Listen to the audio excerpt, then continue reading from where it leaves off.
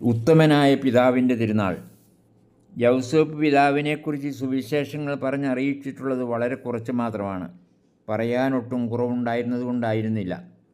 അദ്ദേഹത്തെ നിശബ്ദനാക്കിയത് അദ്ദേഹത്തിൻ്റെ ഉള്ളിൽ വാചാലമായ വചനം തന്നെയായിരുന്നു. അത് തന്നെ ഏൽപ്പിച്ച മാംസം ധരിച്ച വചനത്തിൻ്റെ സാന്നിധ്യം തന്നെയായിരുന്നു. നിശബ്ദതയിൽ ആ വചനത്തെ അവിടുന്ന് സംരക്ഷിച്ച് വളർത്തി.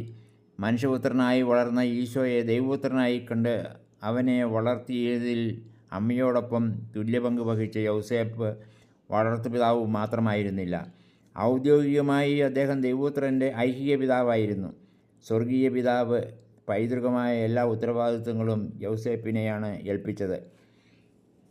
ഏവർക്കും സ്വപ്നവിഷയമായ സ്വർഗത്തിൻ്റെ സന്ദേശം അദ്ദേഹം സ്വീകരിച്ചത് സ്വപ്നത്തിലൂടെയായിരുന്നു. ആ സ്വപ്നങ്ങൾ യാഥാർത്ഥ്യങ്ങൾക്ക് അതീതവും യഥാർത്ഥവുമായിരുന്നു. സ്വപ്നങ്ങൾ അദ്ദേഹത്തെ നയിച്ചു. സ്വപ്നങ്ങളെ പിന്തുടർന്ന് ഈശോയെയും മാതാവിനെയും നയിക്കുകയും ഒപ്പം നിർത്തുകയും ചെയ്തു. ഈശോയുടെ ജീവിത സ്വപ്നങ്ങളെ യാഥാർത്ഥ്യമാക്കുവാൻ യൗസേപ്പ് പിതാവിൻ്റെ സ്വപ്നങ്ങൾ പ്രേരണയായി. ഒരാളുടെ ജീവിതത്തിൽ പറയപ്പെടാത്തവയാണ് പറയപ്പെടുന്നവയേക്കാൾ പ്രാധാന്യമർഹിക്കുന്നതും രഹസ്യാത്മകമായതും. ഒരുവൻ്റെ ജീവിത രഹസ്യങ്ങൾ അവിടെയാണ് മറഞ്ഞിരിക്കുന്നതും പിന്നീട് വെളിപ്പെടുന്നതും. നൂറ്റാണ്ടുകളായി ഇന്നുവരെ യൗസേപ്പ് പിതാവിനെക്കുറിച്ച് വെളിപ്പെട്ടുകൊണ്ടിരിക്കുന്നതും അതുതന്നെയാണ്. ഈശോയുടെ മാത്രമല്ല, അവിടുത്തെ സ്വപ്നമായ ഭൂമിയിലെ സ്വർഗത്തിനും, അതായത് സഭയ്ക്കും, അദ്ദേഹം പിതാവും സംരക്ഷകനുമാണ്.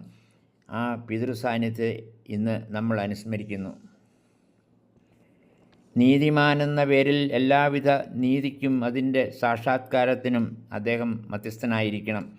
നീതി നിഷേധിക്കപ്പെടുന്ന എല്ലാ സാഹചര്യങ്ങളിലും അദ്ദേഹത്തിൻ്റെ മാധ്യസ്ഥവും നിലപാടും നമുക്ക് വഴികാട്ടിയായിരിക്കണം.